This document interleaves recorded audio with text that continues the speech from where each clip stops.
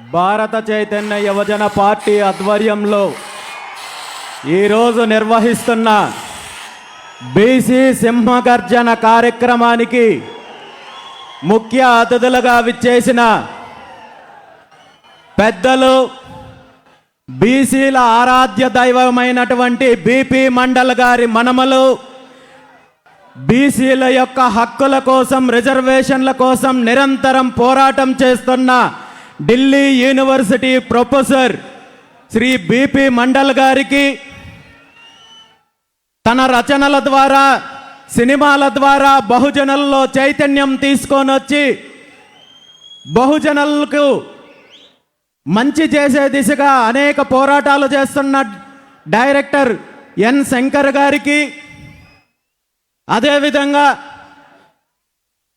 భారత చైతన్య యువజన పార్టీ నాయకులకు, కార్యకర్తలకు, అభిమానులకు, ఈ కార్యక్రమానికి అతిథులుగా విచ్చేసిన ఎంతోమంది బీసీ పెద్దలకు, బహుజన నాయకులకు, మరీ ముఖ్యంగా బీసీ సింహగర్జన పిలుపునకు స్పందించి రాయలసీమ రోషంతో, పల్నాడు పౌరుషంతో, కోస్తా కసితో, ఉత్తరాంధ్ర ఉప్పెనల పోరాటాల పురిటిగడ్డ తెలంగాణ నుండి ఉప్పెనలా ఎగసిపడుతూ ఇక్కడికి విచ్చేసిన నా అన్నదమ్ములకు, అక్క చెల్లెలకు, నా బీసీ కుటుంబ సభ్యులకు, ప్రతి ఒక్కరికి పేరు పేరున హృదయపూర్వకంగా నమస్కారాలు తెలియజేస్తున్నాను.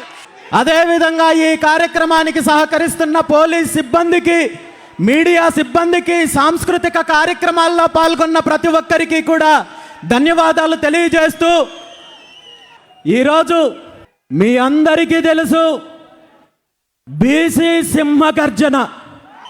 చాలామంది నన్ను అడిగారు, బీసీ సింహగర్జన అనే పేరు ఎందుకు పెట్టారు? ఇది బీసీ గర్జనో లేదా బహుజన గర్జనో లేదా మరో గర్జన అని పెట్టచ్చు కదా, సింహగర్జన అనే పేరెందుకు పెట్టారని చెప్పి చాలామంది పెద్దలు నన్ను అడిగారు. దీనికి ఖచ్చితంగా కారణం ఉంది. సింహానికి ఒక లక్షణం ఉంటుంది. అడవిలో ఎన్ని జంతువులున్నా, సింహం కంటే బలమైన జంతువులున్నా, సింహాన్ని మాత్రమే రాజు, అడవికి రాజు అని ఎందుకంటారో మీకు తెలుసా? సింహానికి తనకు ఏం కావాలో స్పష్టంగా తెలుసు. తనకి ఏం కావాలనే దానిపైన స్పష్టత ఉంటుంది. తనకు కావాల్సిన దాన్ని సాధించుకోవడానికి తనకు ఖచ్చితంగా సాధించుకునే వ్యూహం ఉంటుంది. కాబట్టి అడవికి రాజు సింహమైంది.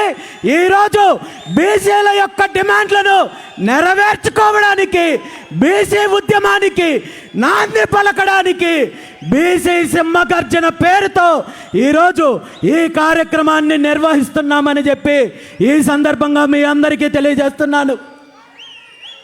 గత సంవత్సరం 2025 డిసెంబర్ 11వ తేదీన విజయవాడలో బీసీ మహాసదస్సు పేరుతో ఈ తెలుగు రాష్ట్రాల్లో ఉన్న బీసీల యొక్క సమస్యల పైన, బీసీల యొక్క డిమాండ్ల పైన అనేక మంది పెద్దలు, సంఘాలను ఆహ్వానించి చర్చించిన తర్వాత 5 ప్రధాన డిమాండ్లను నెరవేర్చుకోవడానికి భవిష్యత్తు ప్రణాళిక ప్రకటిస్తూ ఆనాడు ఈ బీసీ సింహగర్జన కార్యక్రమం గురించి, బహిరంగ సభ గురించి ప్రకటించడం జరిగింది.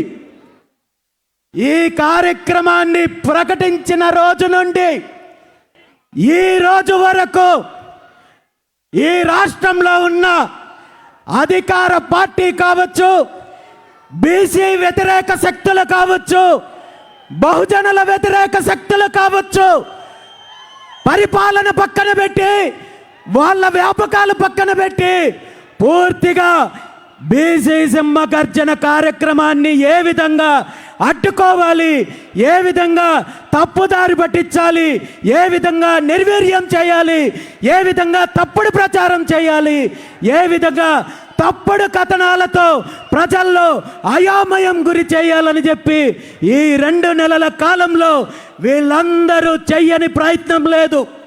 చివరికి ప్రభుత్వము పోలీస్ డిపార్ట్మెంట్ అడ్డం పెట్టుకొని ఈ కార్యక్రమానికి అనేక కుంటి సాకులు చెప్తూ పర్మిషన్ నిరాకరించే విధంగా ఒత్తిడి తీసుకొని వస్తే చిట్ట చివరి ప్రయత్నంగా ఈ రాష్ట్రంలో ప్రజాస్వామ్యాన్ని నిలబెట్టడానికి భారత రాజ్యాంగాన్ని కాపాడడానికి ఉన్న ఒకే ఒక్క ఆయుధము గౌరవ హైకోర్టుని సంప్రదిస్తే హైకోర్టు వారు శాంతియుతంగా ప్రజాస్వామ్యబద్ధంగా జరిగే ఈ కార్యక్రమాన్ని అడ్డుకునే హక్కు మీ ప్రభుత్వానికి లేదని చెప్పి అనుమతి ఇవ్వడం వల్లే ఈరోజు ఈ కార్యక్రమాన్ని మనం చేసుకోగలుగుతున్నాము.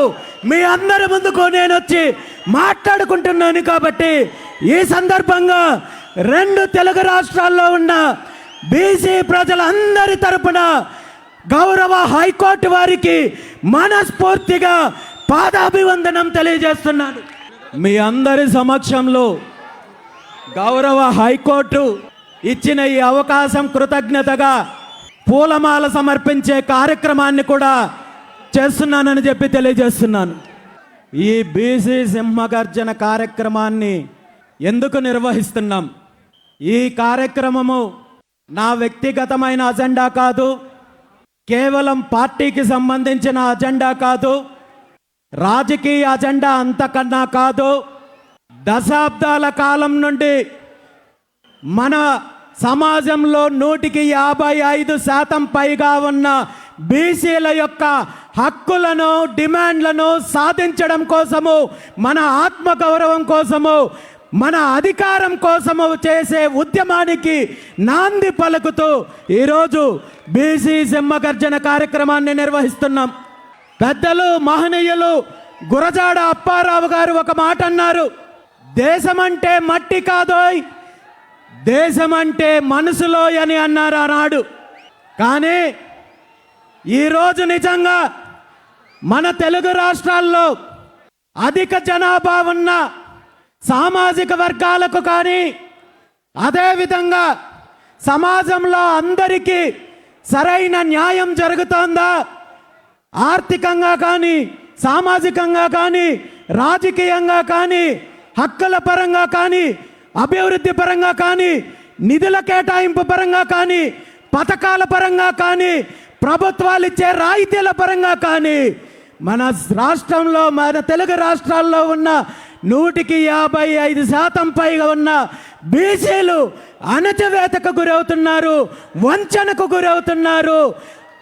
ప్రతి పార్టీ, ప్రతి ప్రభుత్వము, ప్రతి నాయకుడు తను ప్రతిపక్షంలో ఉన్నప్పుడు బీసీలు మాకు వెన్నెముక, బీసీలు మా పార్టీకి వెన్నెముక, బీసీలను మేము ఉద్ధరిస్తాము, బీసీలకు పథకాలు ఇస్తాము, బీసీలను అభివృద్ధి చేస్తామంటూ కల్లిబొల్లి మాటలు చెప్పి అధికారంలోకి వచ్చిన తర్వాత బీసీలను పూర్తిగా అనగదొక్కే కార్యక్రమం చేస్తున్నారు. బీసీల యొక్క వృత్తులను దోచుకున్నారు, బీసీల యొక్క భూములను దోచుకున్నారు, బీసీల యొక్క అభివృద్ధిని అడ్డుకున్నారు తప్ప ఏ ఒక్క పార్టీ, ఏ ఒక్క నాయకుడు, ఏ ఒక్క ప్రభుత్వము బీసీల అభివృద్ధికి తోడ్పాటును అందించలేదనేది స్పష్టంగా ఈరోజు మనకు కనబడుతోంది. మనం చూస్తున్నాము ఈరోజు బీసీ సింహగర్జన కార్యక్రమాన్ని అడ్డుకోవడానికి పెట్టిన శ్రద్ధలో 1% బీసీల అభివృద్ధి కోసం కేటాయించుంటే ఈరోజు మనందరము ఇలా రోడ్డు మీదకి వచ్చి ఇలా పోరాటం చేయాల్సిన దుస్థితి వచ్చిండేది కాదనే విషయాన్ని ఈ సందర్భంగా మీ అందరికీ తెలియజేస్తున్నాను. బీసీల మీద జరుగుతున్న దాడి, కుట్ర, వంచన కేవలం రాజకీయ పరమో, వ్యాపారంగానో, అభివృద్ధి పరంగానో మాత్రమే కాదు. మనందరం చూసినట్టయితే బీసీల మీద అణచివేత ధోరణి విద్యార్థి దశ నుండినే మొదలవుతోంది. దీనికి ప్రత్యక్ష ఉదాహరణ చెప్పాలంటే ఈరోజు ఆంధ్రప్రదేశ్ రాష్ట్రంలో సుమారు 1124 సాంఘిక సంక్షేమ హాస్టళ్ళు ఉన్నాయి. ఈ హాస్టల్లో బీసీ సామాజిక వర్గాలకు సంబంధించిన విద్యార్థులు 1వ తరగతి నుండి 10వ తరగతి ఇంటర్మీడియట్ వరకు చదువుకునే వేలాది మంది విద్యార్థులు ఈ హాస్టల్స్లో ఉంటూ చదువుకునే పరిస్థితి ఉంటే ఇప్పటి వరకు ఏ ఒక్క ప్రభుత్వము వీళ్ళ యొక్క సంక్షేమం గురించి పట్టించుకున్న పాపాన పోయారా అని చెప్పి ఈ సందర్భంగా అడుగుతున్నాను. ఆంధ్రప్రదేశ్ రాష్ట్రంలో ఉన్న 1124 బీసీ హాస్టల్స్కు కనీసం ఒక్క హాస్టల్ కూడా సొంత భవనం లేదంటే వీళ్ళకున్న చిత్తశుద్ధి ఏంటో మనం అర్థం చేసుకోవాలి. ఈరోజు ప్రభుత్వాలు గత కొన్ని రోజుల క్రితమే మనం చూసాము 3,32,000 కోట్లు ఏదైతే ప్రవేశపెట్టారో, బడ్జెట్ ప్రవేశపెట్టారో, ఇందులో బీసీ విద్యార్థులు భావి భవిష్యత్తుని నిర్ణయించే యువతకు, విద్యార్థులకు భవనాలు కట్టించడానికి మీకు నిధులు లేవా అని చెప్పి ఈ సందర్భంగా నేను ముఖ్యమంత్రి చంద్రబాబు నాయుడు గారిని అడుగుతున్నాను. అదేవిధంగా ఈరోజు అద్దె భవనాల్లో ఉంటూ చిన్న చిన్న గదుల్లో ఒక్కొక్క గదిలో 20-30 మందిని కనీసము ఏదో కోళ్ళనలాగానో లేదా పశువుల్లాగో వాళ్ళని ట్రీట్ చేసే పరిస్థితి ఉంది. కనీస సౌకర్యాలు కల్పించడం లేదు. కనీసము ఈ విద్యార్థులకు పౌష్టికాహారమైన అందిస్తున్నారా అంటే ఒక్కొక్క విద్యార్థికి ప్రభుత్వం అందిస్తున్న మెస్ ఛార్జెస్ ఎంతో మీకు తెలుసా? ఒక్క పూటకే ఎవరికైనా తెలుసా? మన బిడ్డలు, వేలాది మంది బిడ్డలు ఈరోజు బీసీ హాస్టల్స్లో చదువుకుంటున్నారు. వాళ్ళకు ప్రభుత్వము ఉచిత వసతి, ఆహార సౌకర్యం అందిస్తున్నారంటూ ప్రగల్భాలు పలికే ఈ ప్రభుత్వాలు, ఈ నాయకులు మన బిడ్డలకు అందించే ఆహారం విలువెంతో మీకు తెలుసా? ఒక్కో పూటకి కేవలం 13 రూపాయలు మాత్రమే అందిస్తున్నారు. 13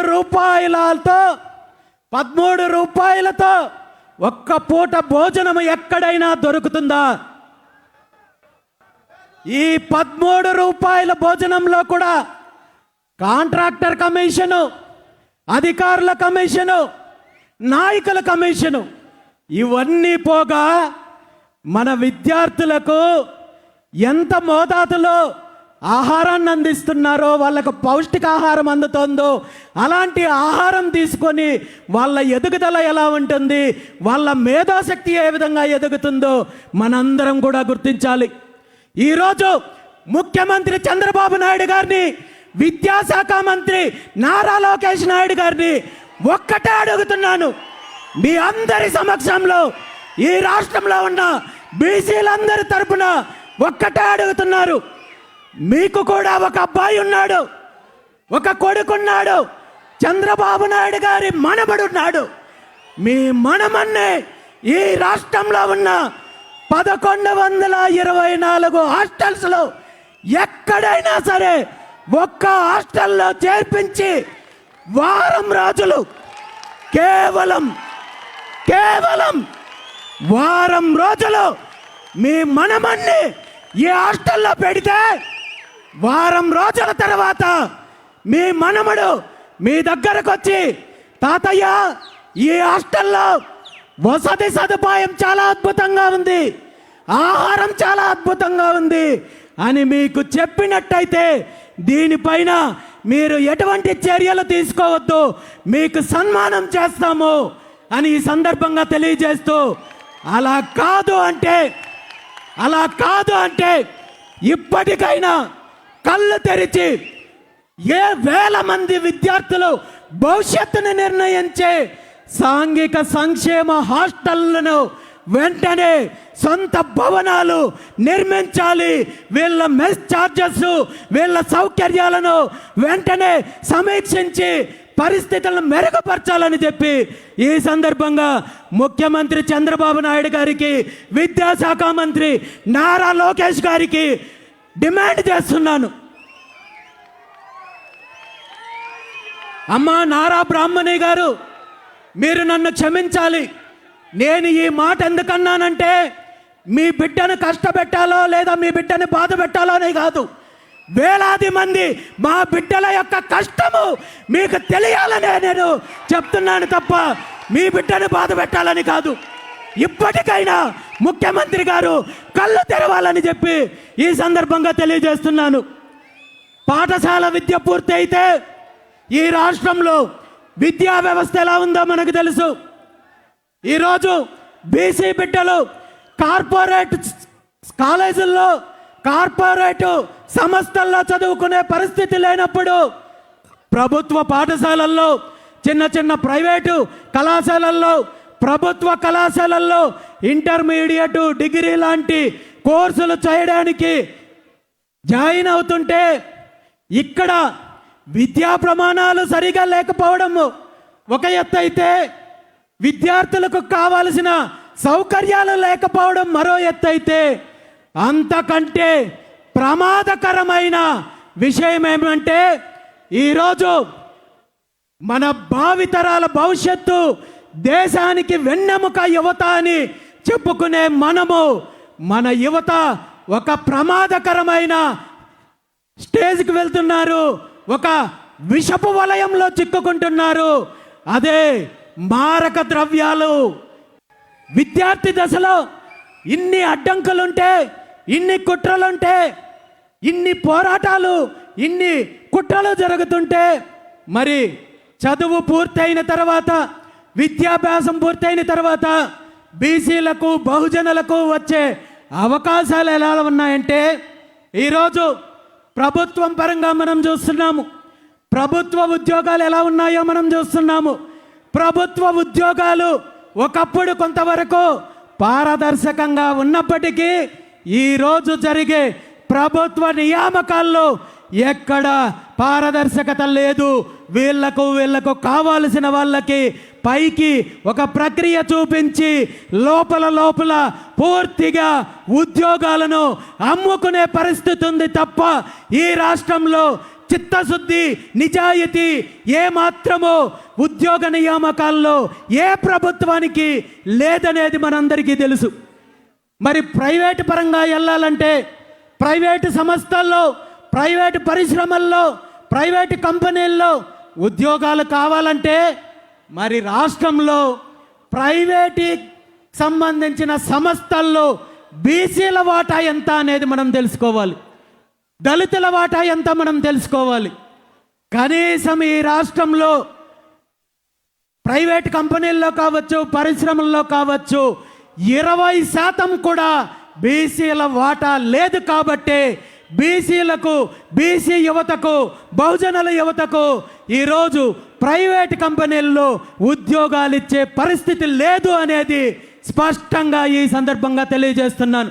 ఎందుకంటే మీకందరికీ ఒక చిన్న ఉదాహరణ చెప్తాను. తిరుపతి ప్రాంతంలో ఒక అమరరాజా అనే ఒక ఫ్యాక్టరీ ఉంటుంది, బ్యాటరీలు తయారు చేసే ఫ్యాక్టరీ. ఈ ఫ్యాక్టరీలో వేలాది మంది ఉద్యోగులు, కార్మికులు పనిచేస్తున్నారు. దురదృష్టం ఏంటంటే రాష్ట్రంలో ఫ్యాక్టరీలు, కంపెనీలు, ప్రాజెక్టులు ఉండడం మంచిదైనప్పటికీ కూడా ఈ ఫ్యాక్టరీలో పనిచేసే సుమారు 13,000 మంది ఉద్యోగుల్లో 90% మంది వాళ్ళ యొక్క సామాజిక వర్గం చెందిన వాళ్ళు ఉన్నారంటే మరి ఇందులో బీసీల వాటా ఎంత, దళితుల వాటా ఎంత, మిగిలిన సామాజిక వర్గాల వాటా ఎంత? ఇది కేవలం ఒక్క పరిశ్రమ, ఒక కంపెనీ, ఒక ఫ్యాక్టరీ కాదు.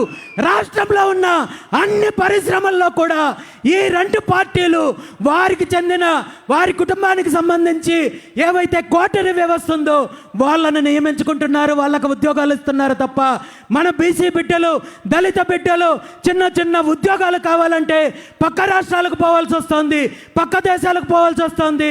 రాయలసీమ ప్రాంతంలో తీసుకుంటే సగం పైగా యువత బెంగళూరు బెంగళూరుకి వెళ్తున్నారు, చెన్నైకి వెళ్తున్నారు, కువైట్కి వెళ్తున్నారు, కోస్తా ప్రాంతం యువత తీసుకుంటే హైదరాబాద్ వెళ్తున్నారు, మరో ప్రాంతానికి వెళ్తున్నారు తప్ప మన రాష్ట్రంలో ఉద్యోగాలు రాకపోవడానికి ప్రధాన కారణము బీసీలు పరిశ్రమల పరంగా అభివృద్ధి లేదు కాబట్టి ఈరోజు మనకు ఈ దుస్థితి వచ్చిందనే విషయాన్ని ఈ సందర్భంగా మనందరం గుర్తించాల్సిన అవసరం ఉంది. అదేవిధంగా బీసీలు ఎదుర్కొంటున్న ప్రధాన సమస్యల్లో తీసుకుంటే ఇప్పుడు ప్రభుత్వంలో ఉన్న ఉద్యోగుల యొక్క దుస్థితి ఎలా ఉందో కూడా మనం చర్చించుకోవాల్సిన అవసరం ఉంది. ప్రభుత్వ ఉద్యోగం చేస్తున్న బీసీ ఉద్యోగులు, బహుజన ఉద్యోగులు ఈరోజు ఒక రకమైన అభద్రతాభావంతో తన హక్కులను, డిమాండ్లను కనీసం ప్రభుత్వాన్ని నిలదీయడానికి కూడా భయపడే పరిస్థితి ఉంది.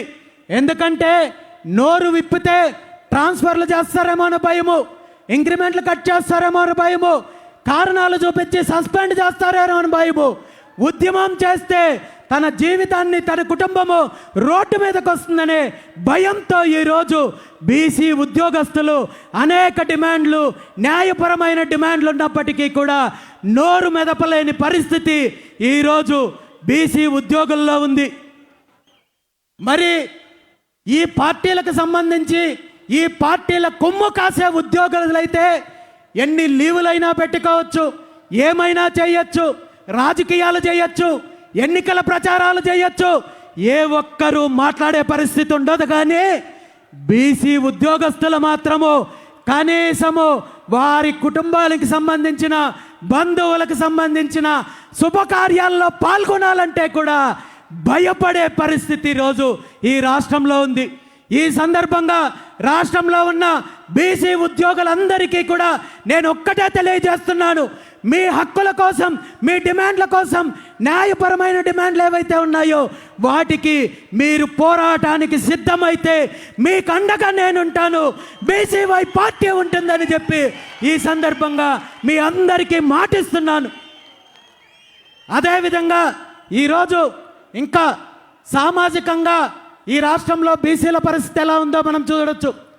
ఉద్యోగుల విషయం గురించి మాట్లాడినప్పుడు కేవలం బీసీలకు సంబంధించిన అంశమే నేను ఎందుకు మాట్లాడానంటే, దళిత ఉద్యోగులకు కొంతవరకు ఆ మహనీయుడు అంబేద్కర్ గారిచ్చిన హక్కు వల్ల, రాజ్యాంగం కల్పించిన హక్కు వల్ల దళితుల మీద బీసీల కంటే వేధింపులు తక్కువ ఉన్నాయి కాబట్టి దళితుల మీద ఇలాంటి వేధింపులు చేస్తే చెప్పు తీసుకొడతారనే భయం ఉంది కాబట్టి దళితుల మీదకి రావడం లేదు. కానీ అలాంటి రక్షణ ఈరోజు బీసీలకు లేదు కాబట్టి బీసీ ఉద్యోగస్తులను ఏ పార్టీ అధికారంలో ఉన్నా వేధించే పరిస్థితి ఉంది.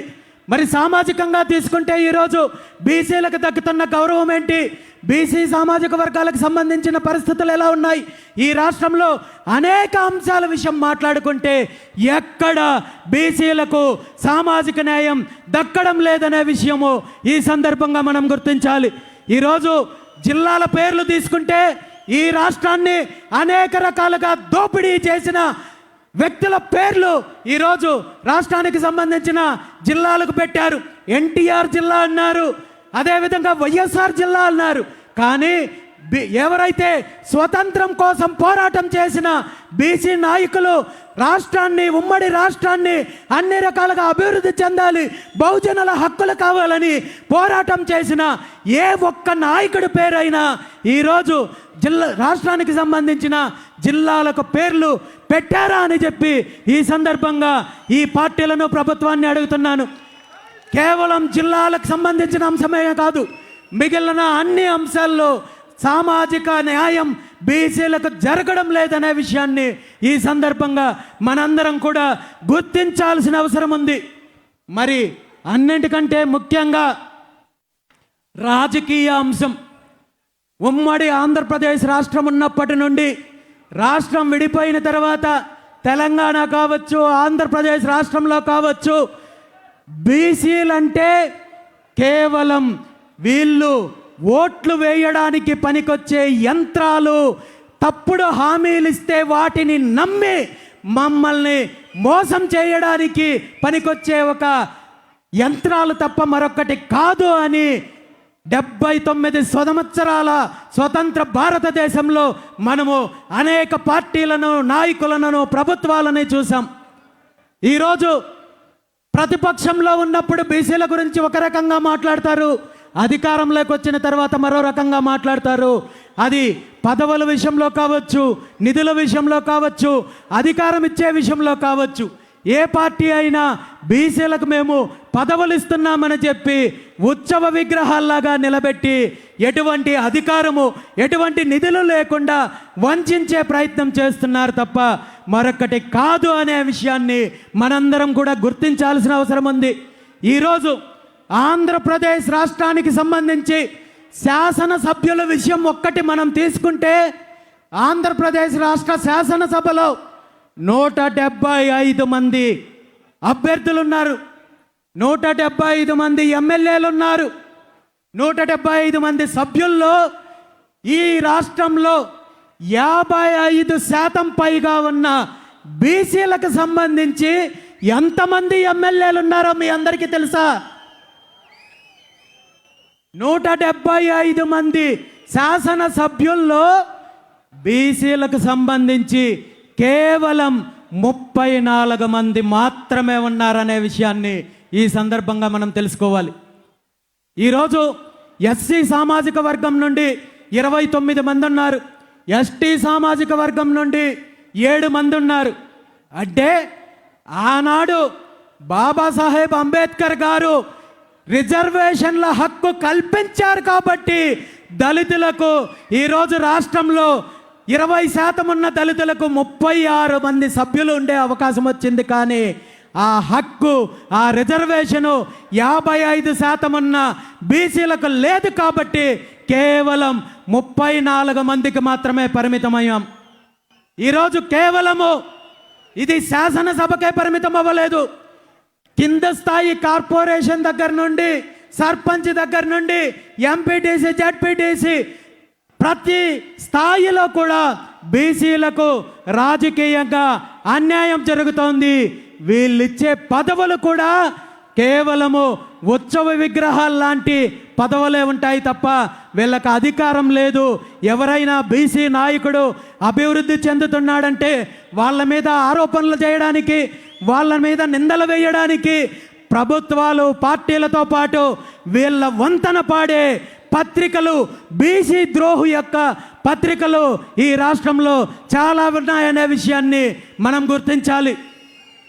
ఈరోజు మనం చిన్న ఉదాహరణలు తీసుకుంటే, గత కొన్ని రోజుల క్రితము ఒక బీసీ నాయకుడు గౌతు లచ్చన్న గారికి సంబంధించిన స్వతంత్ర సమరయోధులు గౌతు లచ్చన్న గారికి సంబంధించిన కార్యక్రమంలో ఒక బీసీ సామాజిక వర్గానికి చెందిన మంత్రి పాల్గొన్నారని, అదే కార్యక్రమంలో మరో పార్టీకి చెందిన నాయకుడు పాల్గొన్నారని చెప్పి ఆ మంత్రి గురించి ఒక పత్రిక, ఈనాడు అనే పత్రిక రాస్తూ ఇంకిత జ్ఞానం లేకుండా ఈరోజు మరో పార్టీకి సంబంధించిన నాయకుడితో కలిసి కార్యక్రమంలో పాల్గొన్నారని చెప్పి ఈనాడు అనే ఒక పత్రిక రాస్తుంది. అదేవిధంగా తిరుమల తిరుపతి దేవస్థానంలో 3 సార్లు సభ్యుడిగా, టీటీడీ పాలక మండలి సభ్యుడిగా చేసిన ఒక బీసీ సామాజిక వర్గానికి చెందిన నాయకుడు అక్కడ ఒక గెస్ట్ హౌస్ నిర్మించి స్వామివారికి సేవ చేయాలనుకుంటే అతని మీద ఆంధ్రజ్యోతి అనే ఒక తోక పత్రిక తప్పుడు కథనాలు రాసి ఆ నిర్ణయాన్ని వెనక్కి తీసుకునే విధంగా దుష్ప్రచారం చేస్తుంది. కేవలం ఈ 2 సంఘటనలే కాదు, ఎక్కడైనా రాష్ట్రంలో ఒక బీసీ నాయకుడు ముందుకొస్తున్నాడు, ఒక బీసీ నాయకుడు పోరాటం చేస్తున్నాడు లేదా మంచి పని చేస్తున్నాడంటే అతని మీద విష ప్రచారం చేయడానికి, ఇలాంటి విషపు రాతలు రాయడానికి ఇలాంటి నీచమైన పత్రికలు ఈ రాష్ట్రంలో ఉన్నంత వరకు బీసీలకు మంచి రోజులు రావు అని చెప్పి ఈ సందర్భంగా తెలియజేస్తూ, ఇలాంటి బీసీలకు, దళితులకు వ్యతిరేకంగా పనిచేసే ఈ 2 పత్రికలను రాష్ట్రంలో ఉన్న బహుజనులందరూ కూడా బహిష్కరించాలని చెప్పి ఈ సందర్భంగా పిలుపునిస్తున్నాను. ఎందుకంటే ఈ దోపిడీ పార్టీలకు, ఈ కుటుంబ పార్టీలకు మద్దతు ఇచ్చే ఇలాంటి విషపు పత్రికలు ఉన్నంత వరకు మన డిమాండ్లు, మన యొక్క చైతన్యము ముందుకు వెళ్ళలేం. కాబట్టి ఈ 2 పత్రికలను, ఈ 2 సంస్థలను నిషేధించాలి, బహిష్కరించాలని చెప్పి ఈ సందర్భంగా బీసీ సమాజానికి పిలుపునిస్తున్నాను. బీసీ ఉద్యమానికి మద్దతు ఇచ్చే వార్తాపత్రికలు, మీడియా సంస్థలు అనేక రకాలుగా ఉన్నాయి. కేవలము మేం చెప్పిందే వేదము, మేం రాసిందే వేదం అని చెప్పే పరిస్థితి ఈరోజు లేదు. సోషల్ మీడియా ఉంది, అనేక టీవీలు ఉన్నాయి, అనేక వార్తాపత్రికలు ఉన్నాయి. వీళ్ళందరి ద్వారా బీసీల యొక్క న్యాయమైన డిమాండ్లకు వీళ్ళ మద్దతుతో మనం ముందుకెళ్ళినట్టయితే ఖచ్చితంగా భవిష్యత్తులో అధికారం మనకు వస్తుంది అనే విషయాన్ని ఈ సందర్భంగా తెలియజేస్తున్నాను. మరీ ముఖ్యంగా ఈ 2 పార్టీల్లో ఉన్న బీసీ నాయకులు కూడా ఒక్కసారి ఆలోచించాలని చెప్పి ఈ సందర్భంగా నేను కోరుకుంటున్నారు. ఇంకెంతకాలం ఈ బానిసత్వం, ఇంకెన్ని తరాలు ఈ వంచన, ఇంకెన్ని తరాలు ఈ ఆత్మగౌరవాన్ని చంపుకొని ఈ పార్టీలు మోచేతి దగ్గర, మోకాళ్ళ దగ్గర కూర్చొని మన భవిష్యత్తుని, ఈ రాష్ట్ర అభివృద్ధిని పూర్తిగా కుంటపడేలా చేసి వీళ్ళ యొక్క దోపిడీకి మనం మద్దతు ఇవ్వాలి, వీళ్ళ దోపిడీకి మనం అండగా నిలబడాలి. ఇప్పటికైనా మనం మారాల్సిన అవసరము, చారిత్రాత్మకమైన అవసరం ఉంది. మీరందరూ కూడా ఆలోచించాలని చెప్పి ఈ సందర్భంగా ఈ దోపిడీ పార్టీల్లో ఉంటున్న బీసీ నాయకులను కోరుకుంటున్నాను. నాకు తెలుసు ఈ పార్టీల్లో ఉన్న ఏ ఒక్క నాయకుడికి స్వతంత్రం లేదు, అధికారం లేదు. కేవలం పేర్లు పెట్టుకోవడానికి మాత్రమే ఈరోజు పదవులు ఇస్తున్నారు తప్ప మీ పరిస్థితి ఎలా ఉందో నాకు తెలుసు. కాబట్టే ఈరోజు మీ అందరికీ పిలుపునిస్తున్నాను. మీరు ఆలోచించి ఒక్క అడుగు ముందుకు వేయండి. ఈ దోపిడీ పార్టీలను బంగాళాఖాతంలో కలిపేయడానికి నేను సిద్ధంగా ఉన్నానని చెప్పి ఈ సందర్భంగా తెలియజేస్తున్నాను. మీ పెద్దరికానికి, మీ గౌరవానికి ఏమాత్రం ఆటంకం లేకుండా మీ స్థాయిని పెంచే విధంగా నేను మీ అందరి ముందుంటాను. నాలో ఏవైనా, నా నిర్ణయాల్లో ఏవైనా లోటుపాట్లుంటే, తప్పులుంటే మీరు దీన్ని గుర్తించినట్టయితే సరిదిద్దుకోవడానికి నేను సిద్ధంగా ఉన్నాను. ఈ 2 తెలుగు రాష్ట్రాల్లో ఉన్న బీసీ నాయకత్వము ఒక్కతాటిపైకి రావాల్సిన చారిత్రాత్మకమైన అవసరం ఉందని చెప్పి ఈ సందర్భంగా తెలియజేస్తూ, ఖచ్చితంగా భవిష్యత్తులో బీసీలకు రాజ్యాధికారం వచ్చేంత వరకు ఆంధ్రప్రదేశ్ రాష్ట్ర ముఖ్యమంత్రి పదవి దగ్గర నుండి, తెలంగాణ రాష్ట్ర ముఖ్యమంత్రి పదవి దగ్గర నుండి అన్ని స్థాయిల్లో బీసీలకు నిజమైన అధికారం రావడానికి మిగిలిన అన్ని వర్గాలతో కలిపి, దళితులతో కలిపి, కాపులతో కలిపి, వైశ్యులు, బ్రాహ్మణులు, అన్ని సామాజిక వర్గాలు, ఈ 2-3 పార్టీలు ఏవైతే దోపిడీ పార్టీలు ఉన్నాయో వీళ్ళ బాధితులే. కాబట్టి మనమందరము కూడా ఏకమవ్వాల్సిన చారిత్రాత్మకమైన అవసరము ఇప్పుడు వచ్చిందని చెప్పి ఈ సందర్భంగా మీ అందరికీ పిలుపునిస్తున్నాను. ఎందుకంటే ఈ పార్టీల వల్ల, వీళ్ళ దోపిడీ వల్ల, వీళ్ళ వంచనకి గురవుతున్నది ప్రధానంగా బీసీలు అయినప్పటికీ కూడా మిగిలిన సామాజిక వర్గాలను కూడా వీళ్ళు ఇలాగే వాడుకుంటున్నారు. దళితులకు ఆ మహనీయుడు ఇచ్చిన రిజర్వేషన్ల వల్ల వీళ్ళు పదవులు ఇస్తున్నారు. కానీ అదే లేకుండా ఉంటే ఈరోజు మంత్రి పదవులో, ఎమ్మెల్యే పదవులో, ఎంపీ పదవులో కాదు, కనీసము వార్డు మెంబర్గా కూడా ఈ దోపిడీ పార్టీలు అవకాశము ఇచ్చిండేవి కాదు అనే విషయాన్ని ఈ రాష్ట్రంలో, తెలుగు రాష్ట్రాల్లో ఉన్న ఎస్టీ, ఎస్టీ సోదరులు, నాయకులు గుర్తించాలి. ఇప్పటి వరకు 79 సంవత్సరాల నుండి రిజర్వేషన్లు అనుభవిస్తున్నప్పటికీ కూడా దళితులను కేవలము వీళ్ళ చెప్పు చేతుల్లో పెట్టుకొని బానిసత్వంతో వాడుకుంటున్నారు తప్ప అధికారం లేదు, అభివృద్ధి లేదు. కాబట్టి దళితుల్లో చైతన్యం రావాల్సిన అవసరం ఉంది. ఈ ఉద్యమంలో కలిసి రావాల్సిన చారిత్రాత్మకమైన అవసరం ఉందని చెప్పి ఈ సందర్భంగా పిలుపునిస్తున్నాను. దాంతోపాటు ఈరోజు సమాజంలో ఎక్కువ శాతం ఉన్న సామాజిక వర్గాల్లో కాపు సామాజిక వర్గం ఒకటనే విషయం మనందరికీ తెలుసు. కానీ బీసీలను దళితులను ఏ విధంగా ఈ దోపిడీ పార్టీలు ఉపయోగించుకుంటున్నారో కాపులను కూడా అదే రకంగా పదవులో లేదంటే మరొక రకంగానో చూపించి ఎరవేసి వంచే ప్రయత్నం చేస్తున్నారు తప్ప కాపులకు అభివృద్ధి లేదు, అదేవిధంగా అధికారం లేదు, నిధులు లేదనే విషయాన్ని గుర్తించాల్సిన అవసరము కాపు సామాజిక వర్గానికి ఉంది. కాపు కొదమ సింహం వంగవీటి రవణ నిజంగా ఈరోజు బ్రతికే ఉన్నింటే, వంగవీటి రంగా గారు బ్రతికే ఉన్నింటే ఈరోజు ఈ దోపిడీ పార్టీలను బంగాళాఖాతంలో కడపడానికి తను జెండా ఎత్తి చెయ్యెత్తి ముందుకొచ్చిండేవాడని చెప్పి ఈ సందర్భంగా కాపు జాతి గుర్తించాల్సిన అవసరం ఉంది. దురదృష్టం ఏంటంటే అలాంటి మహనీయుణ్ణి నిర్దాక్షిణ్యంగా హత్య చేసిన ఈ దోపిడీ పార్టీలకు ఈరోజు మద్దతు ఇవ్వాల్సిన దుస్థితి కాపులకు వచ్చిందంటే కాపు సామాజిక వర్గం ఒక్కసారి కళ్ళు తెరవాల్సిన అవసరం ఉంది. మనకు కావాల్సింది బానిసత్వమా అధికారమా అనేది తేల్చుకోవాల్సిన అవసరము కాపు సమాజానికి ఉందనే విషయాన్ని ఈ సందర్భంగా తెలియజేస్తూ, నిజంగా వంగవీటి రంగన్న ఆశయాలను కొనసాగించాలనుకుంటే మీరు ముందుకు రండి, ఈ దోపిడీ పార్టీలతో యుద్ధం చేద్దాము, వీళ్ళ యొక్క దోపిడీని వీళ్ళ అరాచకాన్ని తరిమి కొడదాము, దానికి కలిసి పని చేయడానికి నేను సిద్ధంగా ఉన్నాను. మీరు సిద్ధమైతే ముందుకు రండి, నేను ముందుండి ఈ ఉద్యమాన్ని నడిపిస్తానని చెప్పి ఈ సందర్భంగా తెలియజేస్తున్నాను.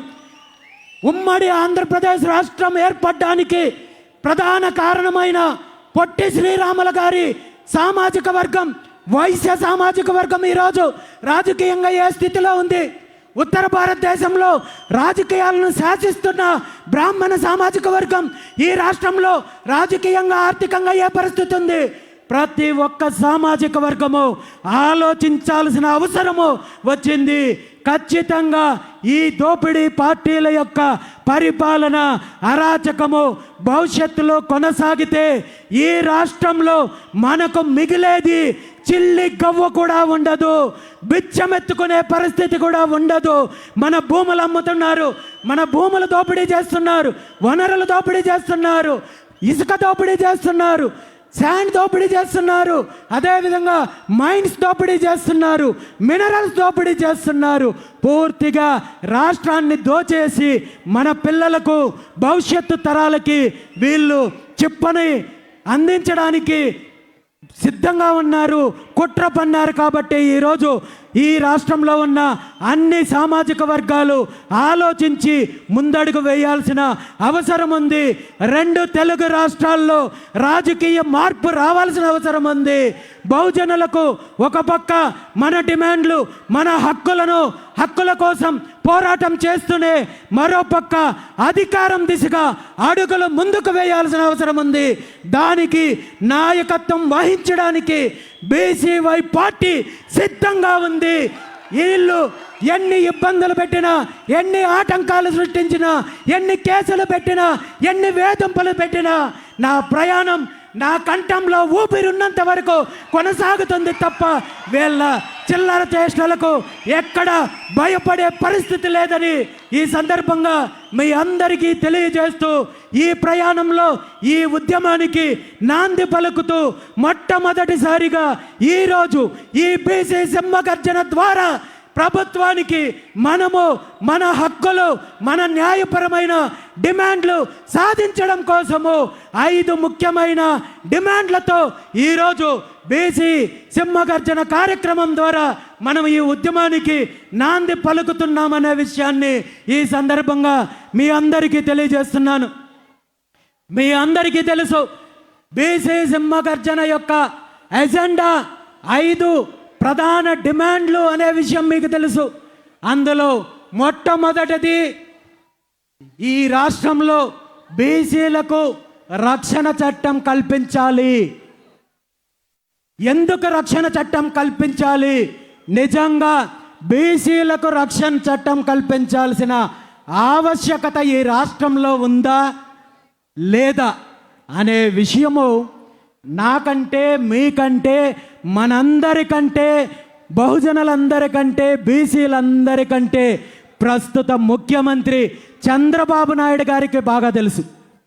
ఎందుకంటే తను ప్రతిపక్షంలో ఉన్నప్పుడు ఆనాటి ప్రభుత్వం జగన్మోహన్ రెడ్డి గారి ప్రభుత్వ హయాంలో బీసీల పైన దాడులు జరుగుతున్నాయి, హత్యలు జరుగుతున్నాయి, బీసీలను వేధిస్తున్నారు అని చెప్పి నేను అధికారంలోకి వస్తే 100 రోజుల్లో బీసీలకు రక్షణ చట్టాన్ని అమలు చేస్తానని చెప్పి ఊరు వాడ బహిరంగ సభల్లో పాదయాత్రల్లో ముఖ్యమంత్రి చంద్రబాబు నాయుడు గారు, వాళ్ళ పుత్రరత్నం నారా లోకేష్ గారు, వాళ్ళ పార్టీ మేనిఫెస్టో, వాళ్ళ కార్యకర్తలు దండోరా వేసే కార్యక్రమం చేశారు.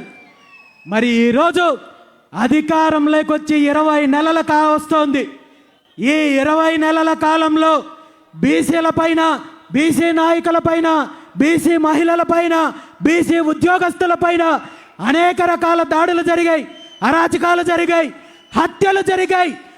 ఇదే అధికార తెలుగుదేశం పార్టీకి సంబంధించిన బీసీ కార్యకర్తల్ని నిర్దాక్షిణ్యంగా హత్య చేసినప్పటికీ కూడా ఈ రోజు వరకు ముఖ్యమంత్రి కానీ, లోకేష్ కానీ, అధికారంలో ఉన్న పార్టీ కానీ ఏ ఒక్కరూ రక్షణ చట్టం గురించి కనీసం నోరిప్పే పరిస్థితి లేదు.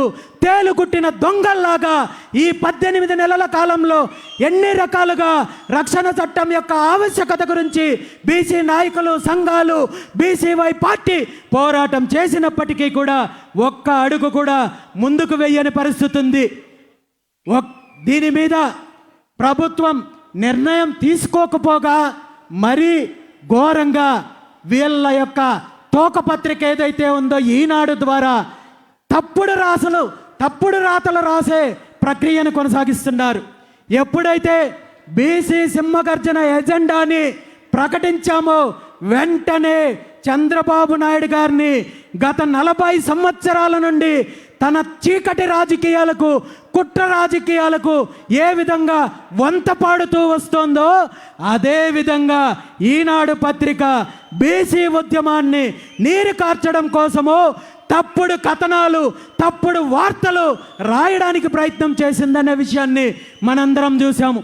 బీసీ రక్షణ చట్టం సిద్ధమైపోయింది, ముసాయిదా సిద్ధమైపోయింది, రేపో మాపో ముందుకొచ్చేస్తోందంటూ ఎక్కడ ముఖ్యమంత్రి గారు కానీ, వాళ్ళ పుత్రరత్నం కానీ, ఆ పార్టీకి సంబంధించిన నాయకులు కానీ, మంత్రులు కానీ, ఎమ్మెల్యేలు కానీ, ఎంపీలు కానీ ఏ ఒక్కరూ ప్రకటన చెయ్యకపోయినా ముఖ్యమంత్రి గారు వాళ్ళ పుత్రరత్నానికి అనధికారికంగా సర్వశాఖ మంత్రి అప్పచెప్పినట్టు సమాచార శాఖ ఏమైనా ఈనాడు పత్రిక అప్పచెప్పారేమో మరి వీళ్ళు ఎటువంటి ప్రకటన లేకుండా తప్పుడు రాసే ప్రయత్నం చేశారు. ఇప్పటికీ కూడా ముఖ్యమంత్రికి, ప్రభుత్వానికి ఈ బీసీ రక్షణ చట్టం అమలు చేయాలనే చిత్తశుద్ధి లేదు అనేది మనం గుర్తించాలి. ఇప్పుడు ఒక్కటే డిమాండ్ చేస్తున్నాను, ఇప్పటికైనా మీ కుట్ర రాజకీయాలు పక్కన పెట్టి వెంటనే బీసీలకు రక్షణ చట్టం కల్పించాల్సిన బాధ్యత మీకుంది అని చెప్పి ఈ సందర్భంగా ముఖ్యమంత్రి చంద్రబాబు నాయుడు గారిని డిమాండ్ చేస్తున్నాను. మరో ముఖ్యమైన అంశం ఏంటంటే బీసీలకు రాజధాని ప్రాంతంలో 1000 ఎకరాలు, కనీసం 1000 ఎకరాలు కేటాయించమని చెప్పి మనం డిమాండ్ చేస్తున్నాం. బీసీలకు నిజంగా భూములు ఎందుకు కేటాయించమంటున్నాం? దీని మీద మనం ఏమైనా వీళ్ళు చేస్తున్నట్టు రియల్ ఎస్టేట్ వ్యాపారం చేయడానికా, లేదంటే అవినీతి చేయడానికా, లేదంటే దోపిడీ చేయడానికా అంటే ఖచ్చితంగా కాదు. బీసీలకు భవిష్యత్తు అవసరాల కోసం, భవిష్యత్తులో బీసీ భవనాలు, బీసీలకు సంబంధించిన విద్యా సంస్థలు నిర్మించడానికో, పరిశ్రమలు స్థాపించడానికో, మీరు చెప్పుకునే అభివృద్ధిలో ఈ రాష్ట్రంలో ఉన్న 55% పైగా ఉన్న బీసీల యొక్క వాటా మేము ఈరోజు అడుగుతున్నాము. ఇది మీరు పెట్టే భిక్ష కాదు, బీసీల యొక్క హక్కు అని చెప్పి ఈ సందర్భంగా నేను తెలియజేస్తున్నాను. ఎందుకంటే ఉమ్మడి ఆంధ్రప్రదేశ్ రాష్ట్రం ఏర్పడినప్పుడు హైదరాబాదు ప్రాంతంలో వేలాది ఎకరాలు అభివృద్ధి పేరు చెప్పి, ఫిలిం సిటీల పేర్లు చెప్పి, ఇన్ఫ్రాస్ట్రక్చర్ పేరు చెప్పి రియల్ ఎస్టేట్ పేరు చెప్పి, హోటల్స్ పేరు చెప్పి వీళ్ళ సామాజిక వర్గాలకి, వీళ్ళ బినామీలకు, వీళ్ళ చెంచాలకు వేల ఎకరాలు అప్పనంగా కట్టబెట్టే ప్రయత్నం జరిగింది. తెలుగుదేశం పార్టీ ప్రభుత్వం కానీ, అప్పుడు అధికారంలో ఉన్న కాంగ్రెస్ పార్టీ ప్రభుత్వం కానీ ఈ వేల ఎకరాల భూపందారంలో ఉమ్మడి ఆంధ్రప్రదేశ్కి సంబంధించి హైదరాబాదులో బీసీల వాటా ఏమైనా ఉంది అంటే భూతద్దం వేసి వెతికిన ఈరోజు బీసీలకు సంబంధించి ఒక్క సెంటు కేటాయింపు జరగలేదు. బీసీలకు సంబంధించిన ఎలాంటి కార్యక్రమం చేయాలన్నా ఈరోజు హైదరాబాదులో ప్రైవేటు హోటల్స్లోనో మరో ప్రాంతంలోనో మరొకరు దయతలిస్తేనో అక్కడ నిర్వహించుకోవాల్సిన దుస్థితి ఉంది. కాబట్టి అలాంటి దుస్థితి ఈరోజు ఆంధ్రప్రదేశ్ రాష్ట్ర రాజధానిలో మనకు రాకూడదు, మన పిల్లలకు రాకూడదు. అదే పరిస్థితి కొనసాగితే ఆంధ్రప్రదేశ్ రాష్ట్ర రాజధానిలోకి మనం వెళ్ళాలంటే టోల్ ఛార్జెస్ పే చేసి, టోల్ గేట్ ఫీజు కట్టి మనము లోపలికి వెళ్ళే దుస్థితి వస్తుంది. కాబట్టి మనం మేల్కోవాల్సిన అవసరం ఉంది, మన వాటా తేల్చుకోవాల్సిన అవసరం ఉంది. ఖచ్చితంగా ముఖ్యమంత్రి చంద్రబాబు నాయుడు గారికి డిమాండ్ చేస్తున్నాను, ఈ అంశం పైన మీరు నిర్ణయం తీసుకోవాలి. బీసీలకు మీరు ఇప్పటి వరకు సేకరించిన 33,000 ఎకరాలు రెండో విడతలో సేకరిస్తున్నానంటున్నారు, మూడో విడత అంటున్నారు. సుమారు 75 నుండి 80,000 ఎకరాలు సేకరించేది మీ కుటుంబం కోసమో, మీ బినామీల కోసమో, మీ అవినీతి కోసమో మరొకటో కాదు. ఈ రాష్ట్ర ప్రజలకు సంబంధించింది. రాజధాని అంటే మీకో మీ సామాజిక వర్గానికో సంబంధించిన అంశం కాదు అనే విషయాన్ని ముఖ్యమంత్రి చంద్రబాబు నాయుడు గారు గుర్తించాలి. బీసీల యొక్క వాటా తేల్చాలి, బీసీలకు 1000 ఎకరాలు కనీసం కేటాయింపు చేయాలి అని చెప్పి సందర్భంగా డిమాండ్ చేస్తున్నాను. ఈరోజు మిగిలిన సామాజిక వర్గాలందరినీ కూడా కోరుకుంటున్నాను, మీరందరూ కూడా ముందుకు రండి. కాపుల ముందుకు రండి, దళితుల ముందుకు రండి, మిగిలిన సామాజిక వర్గాలకు ముందుకు రండి. మీ యొక్క వాటా ఏంటో రాజధాని ప్రాంతంలో తేల్చుకోండి.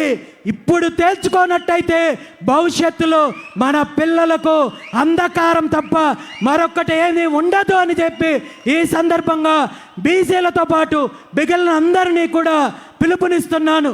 మీరు పోరాటం చేయడానికి నిద్దపడితే మీ పోరాటానికి బీసీవై పార్టీ మద్దతు ఉంటుంది, నా మద్దతు ఉంటుంది. అందరం ముందుకు రండి, కలిసి పోరాటం చేద్దాం, మన హక్కులను సాధించుకుందామని చెప్పి ఈ సందర్భంగా ప్రతి ఒక్కరిని కూడా పిలుపునిస్తున్నాను. మరో ప్రధాన డిమాండ్, గత దశాబ్దాల కాలం నుండి పార్టీలు బీసీలకు హామీ ఇచ్చి వంచి మోసం చేసే కార్యక్రమం ఏదైతే ఉందో అది బీసీల యొక్క ఈ రాష్ట్రంలో సమగ్ర కులగణన చేపట్టాలి. మా జనాభా ఎంత ఉందో తేల్చాల్సిన అవసరం ఉంది. దాని ప్రకారము మాకు రిజర్వేషన్లు కల్పించాల్సిన అవసరం ఉంది. 1983లో తెలుగుదేశం పార్టీ స్థాపించినప్పుడు ఇచ్చిన ప్రధాన హామీల్లో బీసీలకు 44% విద్యా ఉద్యోగాలు, చట్టసభల్లో రిజర్వేషన్లు కల్పిస్తామని చెప్పి ఏ హామీ అయితే ఇచ్చారో ఆ హామీని మీరు అధికారం అనుభవించిన ఈ 23 సంవత్సరాల్లో ఒక్కసారి కూడా అమలు చేయాలనే ఆలోచన రాలేదు. కాబట్టి ఇప్పటికైనా ముఖ్యమంత్రి గారు నిద్రలో నుండి మేల్కోవాలి, బీసీలకు ఇచ్చిన హామీలను నెరవేర్చాలి. మీరు మళ్ళీ దీని మీద కూడా చేస్తున్న తప్పుడు ప్రచారము 34% ఇస్తాము, దీనికి కమిషన్ ఏర్పాటు చేస్తాం, మరొకటి చేస్తామంటే తప్పుదారి పట్టించే ప్రయత్నం ఉంది. దీన్ని ఈ రాష్ట్ర బీసీలు ఒప్పుకునే సమస్య లేదని ఈ సందర్భంగా మీకు తెలియజేస్తూ వెంటనే కులగణన చేపట్టాలి. దాని ప్రకారము కనీసం 44% రిజర్వేషన్లు అమలు చేయాలి. మీరు 44% రిజర్వేషన్లు అమలు చేసిన తర్వాతే స్థానిక సంస్థల ఎన్నికలకు వెళ్ళాలి. అలా కాదని మీరు ముందుకెళ్ళాలంటే మీ రాష్ట్రంలో బీసీ ఉద్యమము తీవ్ర రూపం ఉంటుందని చెప్పి ఈ సందర్భంగా మిమ్మల్ని హెచ్చరిస్తున్నాను. మరో ముఖ్యమైన అంశము, ఈరోజు గతంలో అధికారంలో ఉన్న జగన్మోహన్ రెడ్డి గారు కానీ తెలుగుదేశం పార్టీ ప్రభుత్వంలో కానీ బీసీల యొక్క సామాజిక వర్గాల కోసము కార్పొరేషన్లో నియమిస్తున్నాము, చైర్మన్లు నియమిస్తున్నాము, పాలక మండలి నియమిస్తున్నామని చెప్పి గొప్పలు చెప్పుకునే వీళ్ళు నిధుల విషయంలో మళ్ళీ బీసీలను మోసం చేస్తున్నారు. మీ పార్టీకి చెందిన నాయకుడికో కార్యకర్తకో పదవినిస్తే ఆ పదవి వల్ల బీసీ కులాలకు బీసీ సామాజిక వర్గాలకు ఎటువంటి న్యాయం జరగదు. ఇది నిధులు కేటాయించినప్పుడే జరుగుతుంది. కాబట్టి వెంటనే బీసీ సామాజిక వర్గాలకు చెందిన కార్పొరేషన్లకు నిధులు కేటాయించాలని చెప్పి ఈ సందర్భంగా ముఖ్యమంత్రి చంద్రబాబు నాయుడు గారిని డిమాండ్ చేస్తున్నాను. ఈ 5 ప్రధాన డిమాండ్లను, న్యాయమైన డిమాండ్లను నెరవేర్చాల్సిన బాధ్యత ప్రభుత్వానికి ఉంది, ముఖ్యమంత్రికి ఉంది. ఈరోజు అలా కాదని మీరు మళ్ళీ వంచే ప్రయత్నం చేసిన, కాలయాపన చేయాలనే ప్రయత్నం చేసిన ఈ రాష్ట్రంలో జరిగే బీసీ ఉద్యమానికి జరిగే నష్టానికి మీరు బాధ్యత వహించాల్సి ఉంటుందని చెప్పి ఈ సందర్భంగా ముఖ్యమంత్రి గారిని హెచ్చరిస్తున్నాను. గతంలో అనేక సందర్భాల్లో, అనేక అంశాల్లో, అనేక ఉద్యమాల్లో మీరు బీసీ ఉద్యమాన్ని నీరుగార్చే ప్రయత్నం చేశారు. ఏదో ఒక రకంగా వంచించో, భయపెట్టించో, పదవులు తాయిలాలుగా చూపించో ఉద్యమాన్ని అణచివేసే ప్రయత్నం చేశారు. కానీ ఈరోజు అలాంటి పరిస్థితి లేదు అనే విషయాన్ని మీకు ఈ సందర్భంగా తెలియజేస్తున్నాను. ఈ సందర్భంగా మీ అందరికీ ఒక ముఖ్యమైన విషయం చెప్పదలుచుకున్నాను. అదేంటంటే తెలుగుదేశం పార్టీ గతంలో జరిగిన అనేక బీసీ ఉద్యమాల్ని ఏ విధంగా అణచివేయాలనుకుంటున్నారో అదేవిధంగా ఈరోజు బీసీవై పార్టీ ఆధ్వర్యంలో జరుగుతున్న ఈ ఉద్యమాన్ని కూడా అణచివేయడానికి అనేక కుట్రలు, అనేక కుతంత్రాలు చేయడానికి ప్రయత్నం చేశారనే విషయాన్ని ఈ సందర్భంగా మీ అందరికీ తెలియజేస్తున్నాను. సాక్షాత్తు క్యాబినెట్లో ఉన్న ఒక మంత్రి, ఒక బీసీ మంత్రి, ఒక బీసీ బిడ్డ నాకు నేరుగా ఫోన్ చేసి ఒక్క విషయం చెప్పారు. మా నాయకుడు, మా చిన్నబాబు, మా ముఖ్యమంత్రి గారి పుత్రరత్నము మీతో మాట్లాడాలనుకుంటున్నాడు. అది ఢిల్లీలోనో మరో ప్రాంతంలోనో ఒక్కసారి కలవాలనుకుంటున్నాడు అంటూ నాకు రాయబారం తీసుకొచ్చి వచ్చాడు. ఈ విషయాన్ని నేను మీకు ఎందుకు చెప్తున్నానంటే వ్యక్తిగతంగా జరిగే సంభాషణలను బహిరంగంగా వెల్లడించడము పద్ధతి కాదు అని నాకు తెలిసినప్పటికీ నా మీద ఇలాంటి కుట్రలు మళ్ళీ భవిష్యత్తులో ఏ నాయకుడు చెయ్యకూడదనే ఈ సందర్భంగా నేను బహిరంగంగా తెలియజేస్తున్నాను. ఈ మంత్రి గారికి నేను ఒక్కటే చెప్పాను, నిజంగా మీ ముఖ్యమంత్రి గారి పుత్రరత్నానికి నాతో కలవాలంటే నా డిమాండ్లతో నేను ముందుకొస్తాను. నేరుగా అతని దగ్గరికే వస్తాను, బహిరంగంగా నేను వస్తాను. ఈ డిమాండ్లను నెరవేర్చమని చెప్పండి, నేను కలవడానికి సిద్ధంగా ఉన్నాను. అంతే తప్ప మీలాంటి చీకటి రాజకీయాలు, ఇలాంటి చిల్లర రాజకీయాలు నాతో చెయ్యొద్దని చెప్పి ఈ సందర్భంగా తెలియజేశాను. ఆయన నన్ను మరో రకంగా బెదిరించే ప్రయత్నం కూడా చేశారు. మా నాయకుడు, మా ముఖ్యమంత్రి తన 40 ఏళ్ల రాజకీయ జీవితంలో ఇలాంటి ఉద్యమాలు, ఇలాంటి నాయకులను, ఇలాంటి డిమాండ్లను ఎన్నో చూసింటారు. ఆయన ఏ విధంగా వాటిని అనగదొక్కాడో, ఏ విధంగా తొక్కి పెట్టాడో మీకు తెలియంది కాదు, మీరు ఇబ్బంది పడతారు, గుర్తించుకోండి అని చెప్పి నన్ను హెచ్చరించే ప్రయత్నం చేస్తే నేను ఒక్కటే చెప్పాను, మీ ముఖ్యమంత్రికి తన 40 ఏళ్ల జీవితంలో ఎంతోమంది నాయకుల్ని, ఉద్యమాలని చూశారేమో, కానీ ఈ 40 ఏళ్ల జీవితంలో రామచంద్ర యాదవ్ లాంటి వాడు తగిలింటాడు. నాలాంటి వాడు తగిలింటే కథ ఎంత దూరం వచ్చేది కాదు. ఎప్పుడు మీ దోపిడీకి, మీ అరాచకానికి అంతం పలికి బీసీలకు రాజ్యాధికారం అందించిండేవని చెప్పి ఈ సందర్భంగా తెలియజేయడం జరిగింది. తొక్కడానికో మరొకటి చేయడానికో ఈరోజు నేను కాళ్ళకు చెప్పులు వేసుకునే అలవాట్లేదు కాబట్టి నేను చెప్పులు పంపించలేను, లేదంటే నేను మీకు చెప్పులు పంపించుంటాను, వాటిని తొక్కుకోమని చెప్పి చేయమని ఈరోజు ఒక్కటే చెప్తున్నాను. కేవలము ఈ 5 డిమాండ్లతో ఏదో ఒక బహిరంగ సభ పెట్టడము, రేపొద్దున్నే మళ్ళీ మన కార్యక్రమాలు మనం చేసుకుంటాము, మళ్ళీ డైవర్షన్ చేస్తాము, మళ్ళీ మా రాజకీయాలు మేము చేస్తామని మీరు అనుకున్నట్టయితే అది మీ పొరపాటు.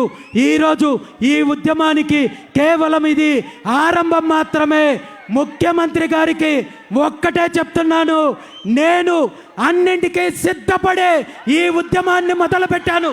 మీ బెదిరింపులకు, మీ తప్పుడు కేసులకు, మీ అక్రమ కేసులకు నేను కాదు కదా, నా కాలు మీద ఉన్న వెంట్రుక కూడా భయపడదని చెప్పి ఈ సందర్భంగా తెలియజేస్తున్నాను.